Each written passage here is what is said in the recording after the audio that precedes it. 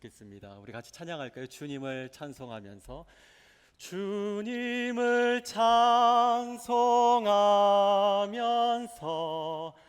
할렐루야 할렐루 내 앞길 멀고 험해도 내 앞길 멀고 험해도 나 주님만 따라가리. 아멘. 찬양을 하다가 지금 딱 생각이 났는데요, 기가 막히게 오늘 설교의 메시지랑 똑같네요. 영성이 대단하십니다, 우리 지휘자님.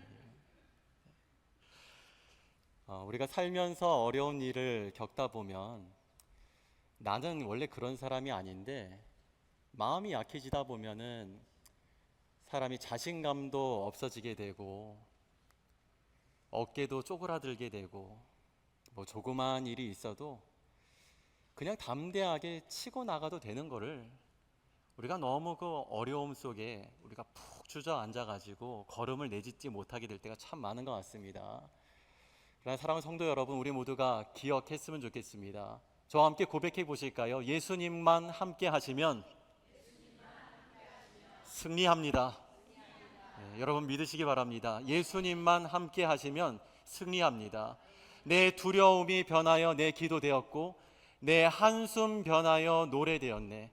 여러분, 이 찬양의 가사와 고백이 여러분과 저의 일생에 주 앞에 감사하는 신앙 고백이 되기를 주님의 이름으로 축복합니다. 한국에 출간된 서적, 신앙 서적 가운데 생각대로 되지 않은 건 참 멋진 일이다 라는 신앙 서적이 있습니다. 제가 이 책 제목을 보면서 되게 공감이 되더라고요. 생각대로 되지 않은 건 참 멋진 일이다. 제 지난 시간을 돌아볼 때도 생각대로 되지 않았는데 오히려 생각대로 되지 않아서 잘된 일, 좋은 일, 멋진 일들이 참 많이 있었습니다. 그러고 보면서 이것이 저 하나의 이야기가 아니라 책의 제목일 뿐만 아니라 우리 모두도 지난 삶을 돌아보면 동일한 고백이 일어나게 되지 않을까라는 생각을 해보았습니다. 여러분의 지난 삶을 돌아보면 어떻습니까? 여러분 지금까지 지내오시면서 여러분 생각대로 되어진 일들이 얼마나 되셨습니까? 우리는 보편적으로 생각대로 일이 되어지게 되면 우리는 만족을 하게 됩니다. 그러나 생각대로, 뜻대로 일이 되어지지 않고 뜻대로 풀려지지 않게 되면 우리는 그것으로 인해서 절망하고 더러는 회의감에 빠지기도 합니다. 그러나 그럼에도 적지 않은 경우 생각대로 되어지지 않은 것이 오히려 더 잘된 일이 되기도 합니다. 성도님들은 예수님을 구주로 영접한 이후 여러분의 모든 것이 우리 주님 안에 있다라고 하는 것을 믿으십니까? 여러분, 그렇다면 내 생각대로 뜻대로 되지 않아도 결국 우리를 붙들고 우리를 인도하고 계시는 하나님의 섭리 안에서 그래서 이 모든 것은 잘 되어질 것이라고 하는 것을 의심 없이 믿으시기를 축복합니다. 우리 함께 옆에 있는 분과 함께 나누겠습니다. 생각대로 되지 않아도 잘 될 것입니다. 네, 생각대로 되지 않아도 잘 될 것입니다. 사랑하는 MKBC 모든 성도님들과 가정에 하나님께서 이루어가시는 우리의 생각 같지 않아도 우리 뜻 같지 않아도 하나님의 섭리가 이끄시는 멋진 일들이 가득하게 되기를 다시 한번 주님의 이름으로 축복합니다. 여러분과 제가 구원을 얻은 것은 성경에 기록된 하나님의 말씀을 우리가 들었고 믿었기 때문에 그 말씀으로 우리가 믿음으로 구원을 얻은 것입니다. 성경은 하나님의 말씀이며 그러하기에 성경에 기록된 모든 말씀들은 우리에게 약속이 되고 능력이 됩니다. 성경은 하나님의 말씀이고 그러하기에 약속이고 능력이 된다라고 하는 것을 우리는 잊지 말아야 합니다. 그 말씀이 우리를 구원으로 인도하였을 뿐만 아니라 구원받은 우리들이 어떻게 살아야 하는지 성경은, 특별히 오늘 말씀은 우리에게 이렇게 말씀하고 있습니다. 나를 따라오라.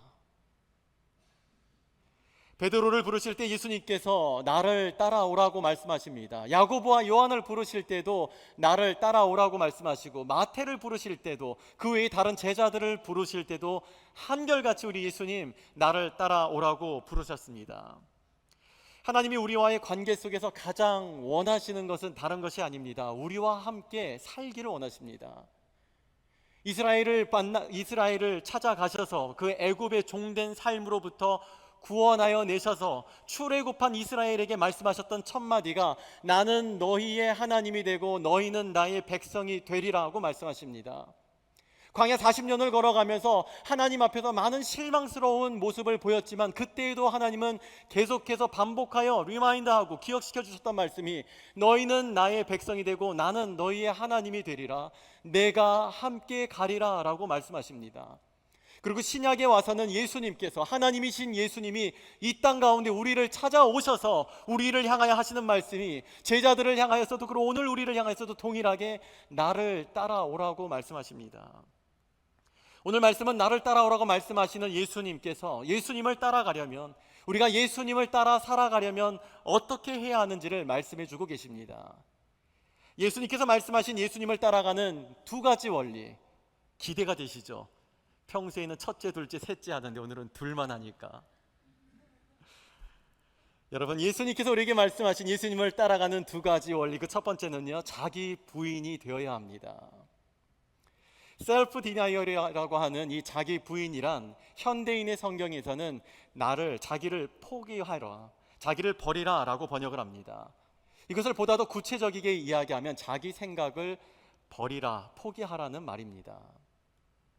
자기 부인이라는 말이 조금 어렵기는 합니다만 여러분, 정말 당연한 이치입니다. 우리가 내 생각이 있고 내 주장이 있다 보면 누군가를 따라간다라고 하는 것이 쉽지가 않습니다. 내가 지금까지 해왔었던 어떤 자리가 있다 보면, 특히 우리 은퇴하신 목사님들이 하나같이 하는 말들이 있어요. 아마 사회에서도 그럴 거예요. 부장으로 어떤 직급으로 은퇴하신 분들이 제일 어려운 게, 적어도 회사를 다닐 때는, 적어도 목회를 할 때는 교회에서 자기가 최고의 리더십이고 결정권자였는데 은퇴를 하는 순간부터는 이제는 누구의 지시를 따라가야 되는 거예요. 첫 번째는 아내의 지시를 따라가야 되고, 두 번째는 은퇴를 하고도 요즘 많이 젊으시니까 또 다른 일을 구할 때 그 좋은 회사에 좋은 직급에 있던 분들이 받아주는 곳이 없다 보니까 아파트 경비를 하니까 세상에 들어보지 못했던 여러 가지 모욕도 수치감도 받으면서 따라가야 되다는 거죠.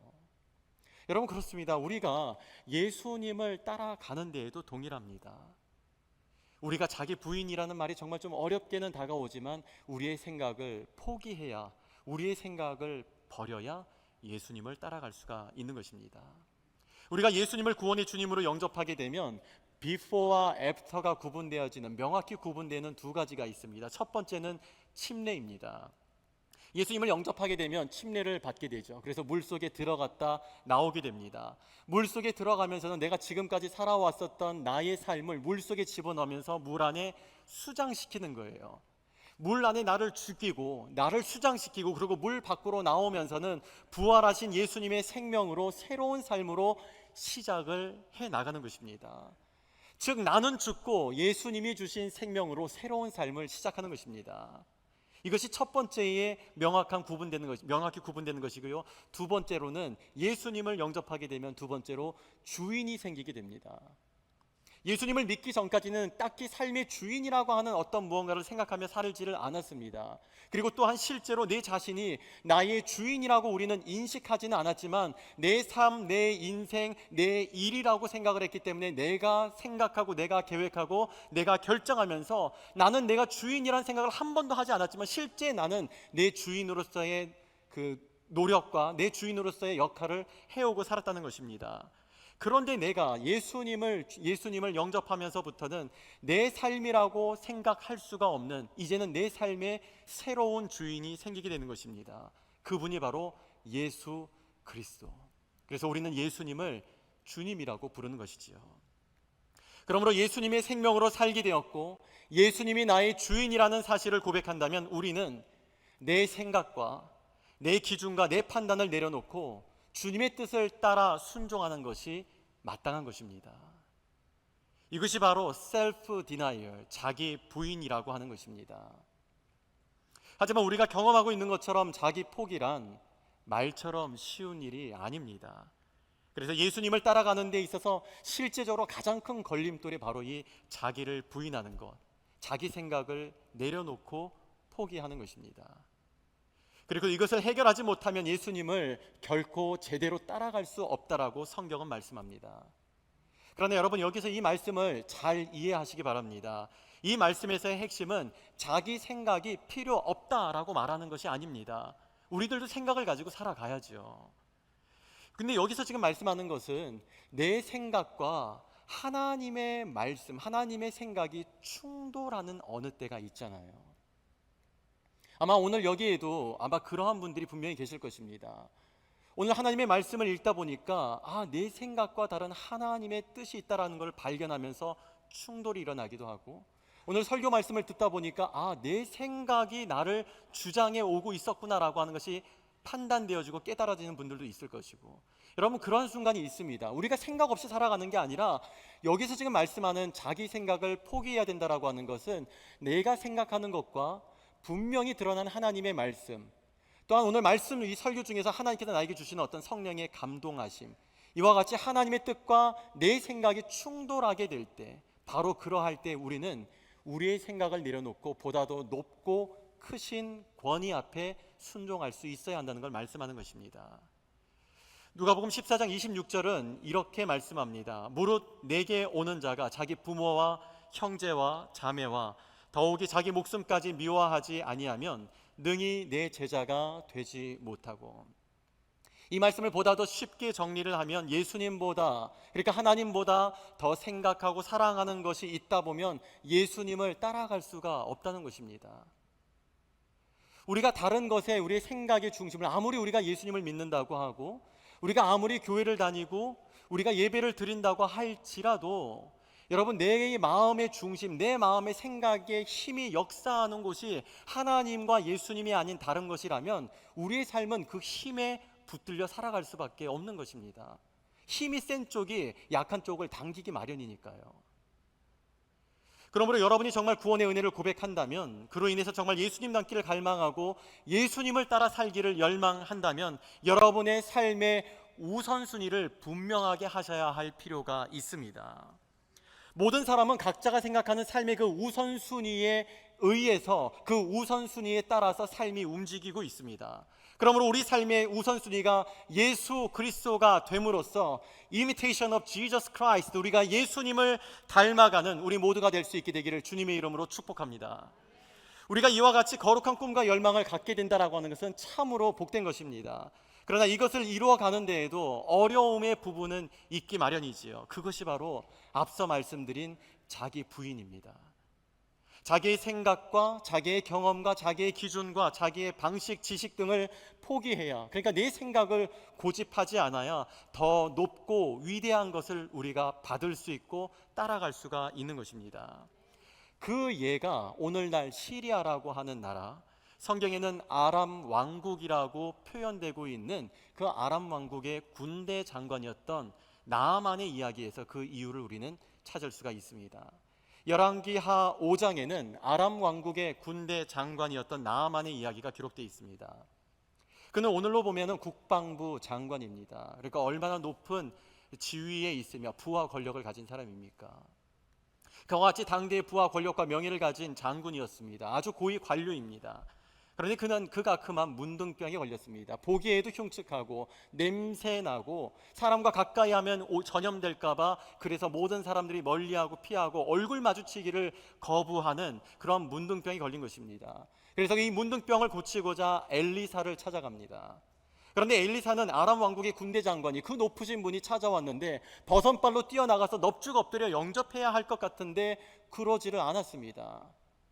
그뿐이 아닙니다. 나아만 장군을 심지어 만나주지도 않았습니다. 그리고 나아만 장군에게 필요한 처방을 주는데 이 처방도 직접 주는 것이 아니라 사람을 통해서 건넵니다.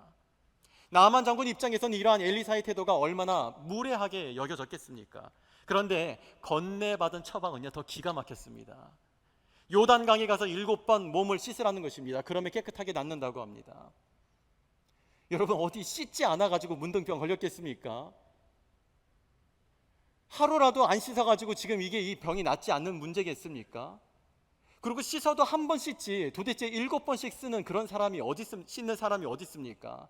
그런데 요단강에 가서 정확하게 지명을 하죠. 요단강에 가서 횟수도 7번이나 씻으라고, 그러면 깨끗하게 낫는다고 합니다. 정말 상식적이지 않은 이 말을 듣고 이에 대한 나아만의 반응이 이렇게 기록됩니다. 열왕기하 5장 11절과 12절에 기록된 말씀. 자, 우리 앞을 보면서 우리 같이 읽겠습니다. 시작. 나아만이 노하여 물러가며 이르되 내 생각에는 그가 내게로 나와서서 그의 하나님 여호와의 이름을 부르고 그의 손을 그 부위 위에 흔들어 나병을 고칠까 하였도다. 다메섹 강 아바나와 바르발은 이스라엘 모든 강물보다 낫지 아니하냐. 내가 거기서 몸을 씻으면 깨끗하게 되지 아니하랴 하고 몸을 돌려 어떻게 반응했습니까? 몸을 돌려 분노하고 떠나갔습니다. 이 사람은 지금 급한 사람이 아닌 것 같아요. 지금 요단강에 가가지고 7번 씻으면 낫는다고 하는데, 그리고 나으려고 그 아람 왕국에서부터 엘리사를 찾아왔는데 아무리 상식적이지 않고 아무리 불쾌해도 그렇죠. 아니 그렇게 그 엘리사를 찾아가면 나올 수 있다고 해서 그 사람에게 찾아왔는데 자기 생각 같지 않으니까는 그냥 거기서 분노하고 떠났다고 합니다. 나아만은 불쾌하지 못해서 분노했습니다. 이유는 다른 게 아니었습니다. 무슨 이유입니까? 내 생각에는, 이 내 생각이 문제인 거예요. 아무리 능력 있는 엘리사라 해도 나아만이 가지고 있는 생각 같지 않다 보니까, 나아만이 생각할 수 있는, 이해할 수 있는 이해의 폭 안에 들어오지 않다 보니까 그래서 불쾌하다 못해 화가 났던 것입니다. 나아만이 알고 있는 경험과 지식을 통해 보면은 그의 말대로 지금까지 그가 이 병을 낫기 위해서 만나왔었던 수많은 주술사들과 같이, 수많은 다른 신들, 이방 신들을 섬기는 제사장들과 같이 그 부위 위에, 한 부위 위에 손도 이렇게 얹고 이러면서 자기 신의 이름을 불러야 할 것 같은데 만나주지도 않아요. 처방을 건넸는데 처방도 직접 주는 것도 아니고 건네줍니다. 처방을 보니까 기가 막히게 말 같지도 않은 이야기를 합니다. 그러니까 화가 났던 것입니다. 자기 나라에도 얼마든지 깨끗한 물이 있는데 몸을 씻으려면 여러분 더러운 물이 아니라 깨끗한 물이 씻어야 합니다. 그런데 요단강은요, 그 당시에도 오늘날에도 흙탕물입니다. 흙탕물에 가서 7번이나 몸을 씻으라니, 저 물에 몸을 씻으면 오히려 더 이 문둥병으로 상처난 부위에 덫이 날 것 같은데 오히려 그러면은 낫는다고 하니, 나아만이 아무리 넓은 마음으로 이 이야기를 이해해 보려 해도 나만의 생각에는, 내 생각에는 납득되지가 않았던 것입니다. 지금까지 만났던 날고 긴다던 주술사들과 명의들도 이 시골 촌뜨기처럼은 하지 않았어요. 이 시골의 엘리사와 같이 하지 않았는데 고작 조그만 집에 살고 있는, 시골에 살고 있는 사람이, 그것도 능력이 있다고 해서 찾아왔건만 무례하기 짝이 없고 납득되지 않는, 처방 같지도 않은 것을 처방이라고 내놓으니, 나만의 생각에는, 내 생각에는 이 엘리사는 별 볼 일 없는 데다가 무례하기 짝이 없고 그냥 시골 돌팔이처럼 생각되었었나 봅니다. 그런데 성도님들, 처방은 누가 누구에게 내리나요? 그렇죠. 의사가 환자에게 주는 것입니다. 분야의 권위자가 처방을 하는 것입니다. 그래서 이런 유명한 말이 있잖아요. 약은 약사에게, 진료는 의사에게, 기도는 하나님에게. 여러분, 그 분야의 전문가의 말이라면, 권위자의 말이라면, 여러분 그렇다면 내 생각 같지 않아도, 내 마음에 쏙 들지 않아도, 내 생각과 지식과 경험과 전혀 다를지라도 받아들이는 것이 바람직하지 않겠습니까? 그런데 오늘날도 참으로 안타까운 현실은, 많은 사람들이 하나님을 찾아서 교회를 오고 예수님을 믿는다고 하지만 여전히 자기가 정해놓은 기준을 따라서 이 나아만 장군과 같이 자기 생각과 방식을 따라서 신앙생활하는 사람들이 여전히 많다고 하는 것입니다. 여러분, 성경의 말씀 가운데 보기에도 좋고 듣기에도 좋고 읽기에도 좋고 그래서 찬양으로까지 부르고 있는 아주 유명한 말씀이 어떤 말씀입니까? 여호와는 나의 목자시니 내가 부족함이 없으리로다.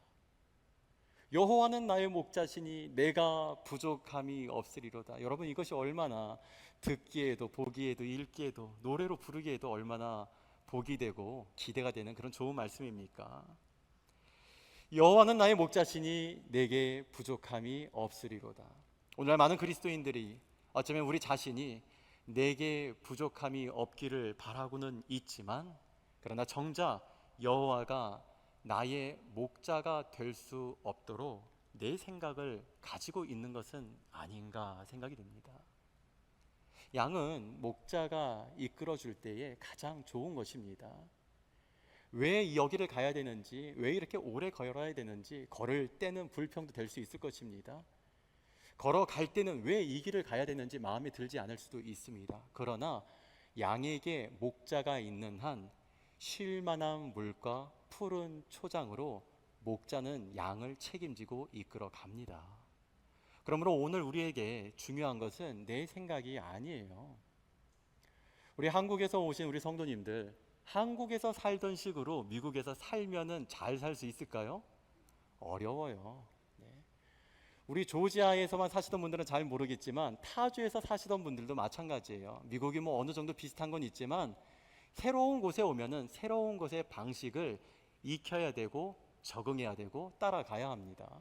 마찬가지죠. 우리가 예수님 없이 살았을 때는 그냥 그렇게 살으셨어도 되지만 이제는 예수님 안에 우리가 들어오게 됐다라면 이제는 예수님을 따라가는 삶을 우리는 배워야 하고 따라갈 수 있어야 합니다.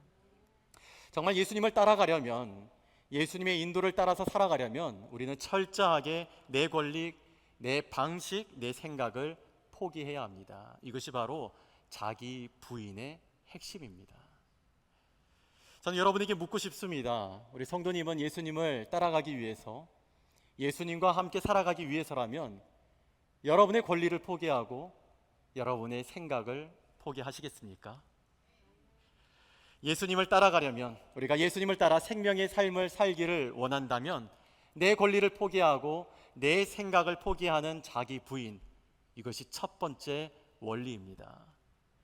예수님을 따라가는 두 가지 원리, 그 두 번째는 자기 십자가를 지고 따라가야 합니다. 본문에서 예수님은 우리에게 따라오라고 부르시면서 그러기 위해서는 자기를 부인해야 할 뿐만 아니라 더 나아가서 자기 십자가를 지고 따라야 한다고 말씀합니다. 여러분, 십자가가 의미하는 것이 무엇입니까? 건물에 십자가가 있으면 교회라는 것이고 사람 목에 십자가가 걸려 있으면 예수님 믿는다라는 그 정도의 의미일까요? 여러분, 십자가가 의미하는 것이 무엇입니까? 죽음의 형틀입니다. 예수님이 그 십자가에 매달려 돌아가셨고 많은 사도들과 그리고 수많은 우리 신약교회 성도들이 이 십자가에 매달려서 순교하였습니다. 예수님께서 십자가를 지라고 말씀하시는 것은 스스로 자기 사형 선고를 내리라는 것입니다. 다시 말하면 내가 죽어야 한다라고 말씀하는 것입니다. 우리가 예수님을 따라가려면 내가 죽지 않고는 결코 따라갈 수 없다라고 하는 것을 말씀하신 것입니다. 그런데 스스로 우리가 자기를 부인하고 자신을 죽이며 살아가는 것, 이것 역시도 정말 생각처럼 말처럼 쉽지가 않지요. 숨죽이고 사는 것처럼 답답하고 어려운 것이 없습니다. 옛말에 시집을 가면은 귀머거리 3년, 벙어리 3년이라고 말하는데 자신의 존재를 드러내지 않고 산다라고 하는 것은 여간 어려운 일이 아닙니다. 귀머거리 3년, 벙어리 3년으로 살면, 그렇게 살면 인정을 해주면 좋은데 그렇게 어느덧 3년을 살다 보면 원래 그런 사람인 줄 알고 동네 북처럼 취급합니다. 속 없는 사람처럼, 바보처럼 아무렇게나 대합니다. 그러니까 거기서 오는 얼마나 많은 수치감과 상처와 그런 디프레션이 있겠습니까? 예수님 때문에 예수님을 닮고자, 예수님을 따라가고자 우리가 순종하려 하지만 자기를 부인하며 나를 드러내지 않고 죽이며 살다 보면 예수님께서 겪으셨던 것과 같은 모욕도 수치도 겪게 되더라는 것입니다. 그런데 여러분, 예수님이 그러셨듯이 십자가를 지는 것이 죽음을 의미하는 것이지만 여러분 기억하시기 바랍니다. 예수님께서 죽음으로 끝내지 않으시고 예수님은 죽음으로써 부활을 이루어 내셨습니다.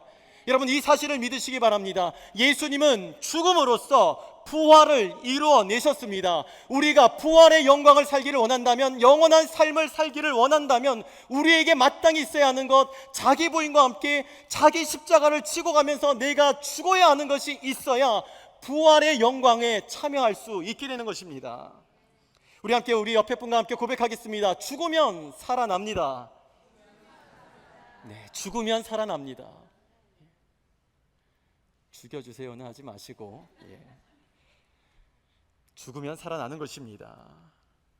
예수님은 부활을 위해서, 즉 다시 살아나기 위해서 그 모욕과 순환을 겪으시고 십자가에 돌아가셨던 것입니다.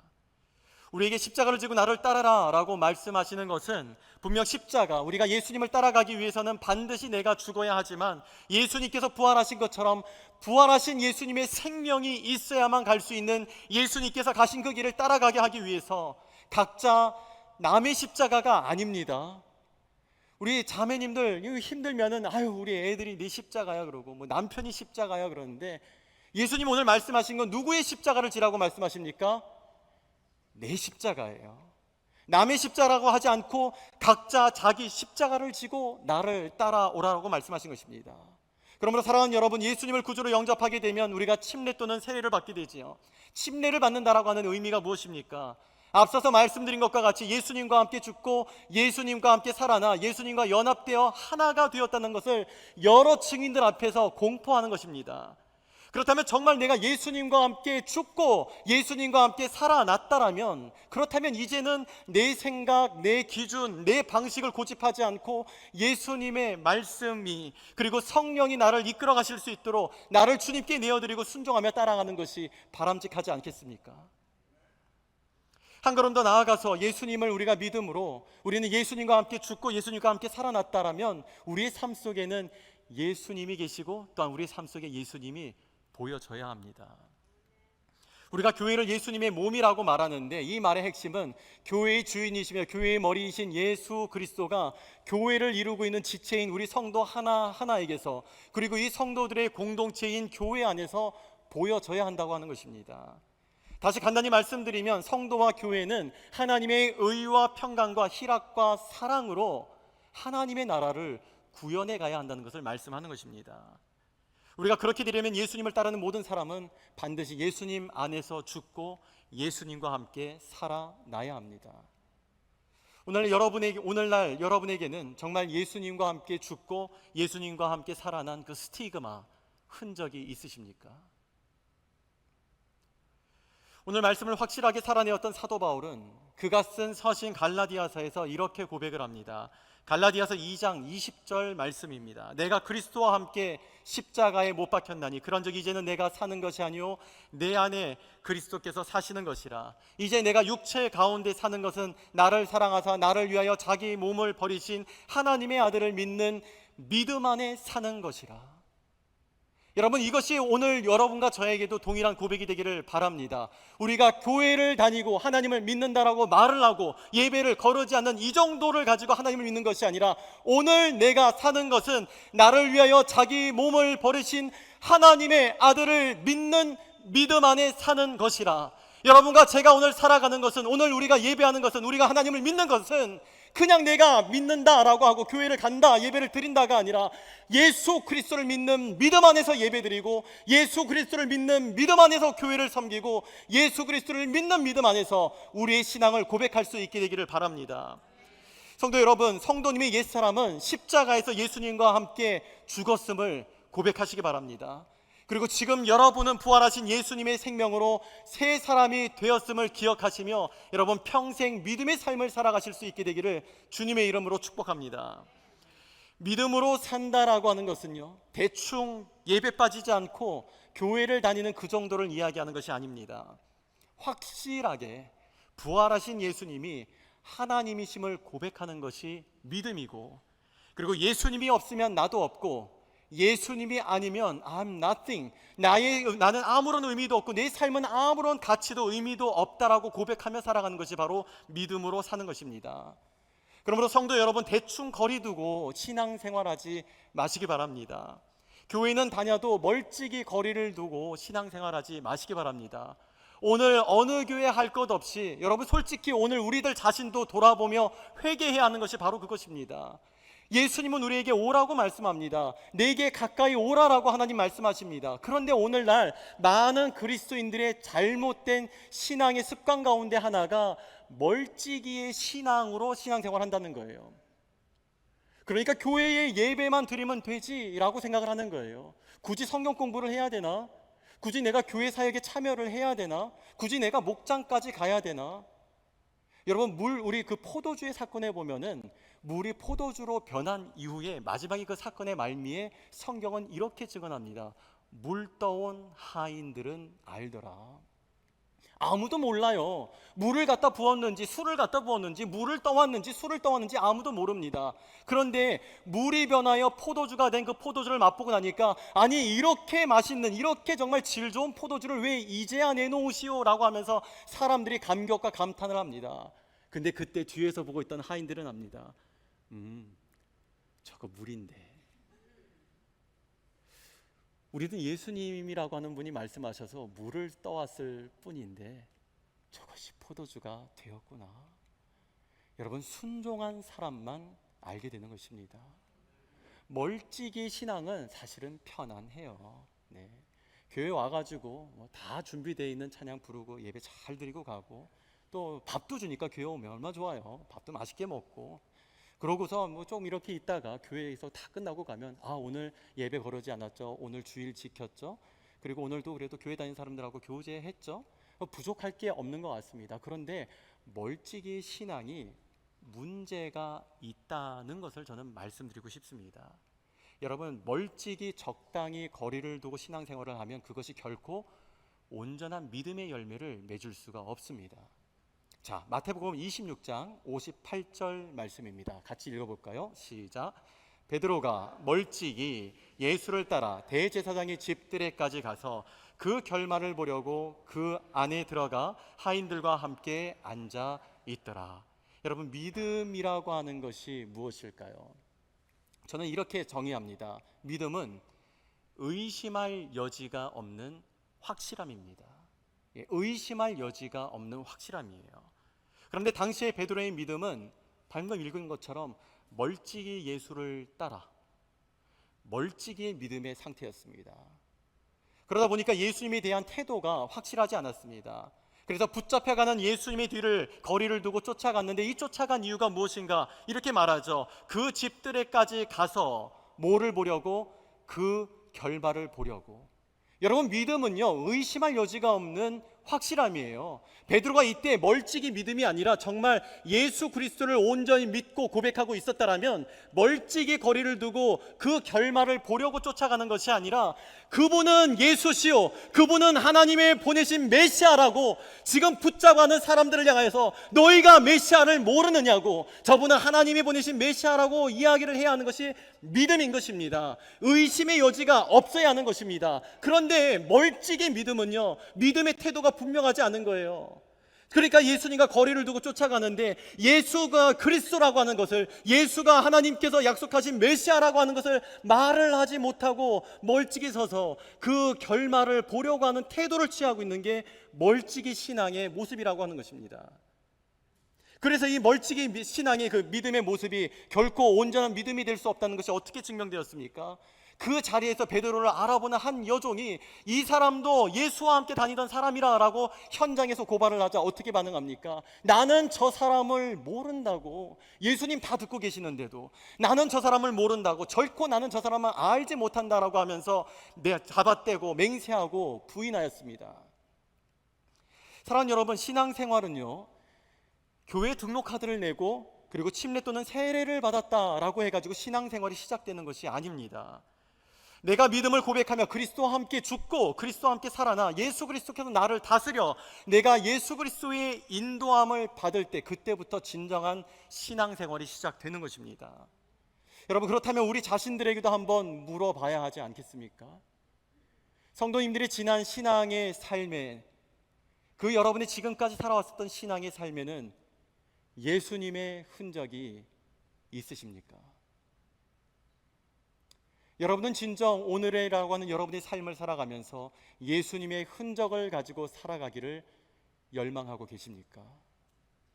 그리고 무엇보다 정말 중요한 질문, 참으로 예수님은 여러분의 목자가 되셨습니까? 우리가 이와 같은 삶을 살기를 바란다면 내 권리를 포기해야 합니다. 나라고 생각하는 그 생각을 버리고 Not I, but Christ.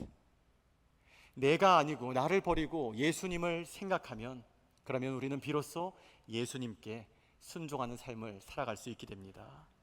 나로서는 바랄 수도 생각할 수도 없었던 예수님의 뜻을, 이 부족한 인생이, 연약한 인생이 그 하나님의 뜻을 이루며 누리며 살 수 있게 되는 것입니다. 그 증거를 사도 바울은 이렇게 고백합니다. 우리 앞을 보면서 고린도전서 15장 31절 말씀 같이 힘차게 읽겠습니다. 시작. 형제들아, 내가 그리스도 예수 우리 주 안에서 가진 바 너희에 대한 나의 자랑을 두고 단언하노니 나는 날마다 죽노라. 할렐루야. 예수 그리스도 안에서 성도들을 향해서 내가 단언하여 고백할 수 있는 그 말, 나는 날마다 죽노라.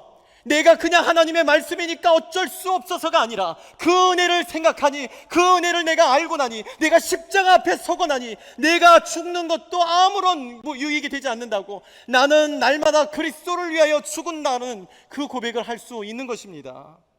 사랑하는 성도 여러분, 오늘 우리를 향한 예수님의 처방을 깊이 새기시기 바랍니다. 누구든지 나를 따라오려거든, 예수님은 누구든지 예수님을 따라오기를 원하십니다. 그러기에 두 가지 말씀하십니다. 첫 번째는 자기를 부인하고, 두 번째는 자기 십자가를 지고서 나를 따라오라라고 말씀하고 계십니다. 우리에게는 과거도 중요하지만 정말 보다 더 중요한 것은 현재, 오늘입니다. 그리고 정말 더 준비하고 계획해야 하는 것은 이제 그래서 앞으로를 어떻게 계획하고 살아가야 할 것인가 하는 것입니다. 저는 우리 모두가 날마다 그리스도와 함께 죽고 그리스도와 함께 사는 부활의 능력을 풍성히 경험하며 살 수 있게 되기를 축복합니다.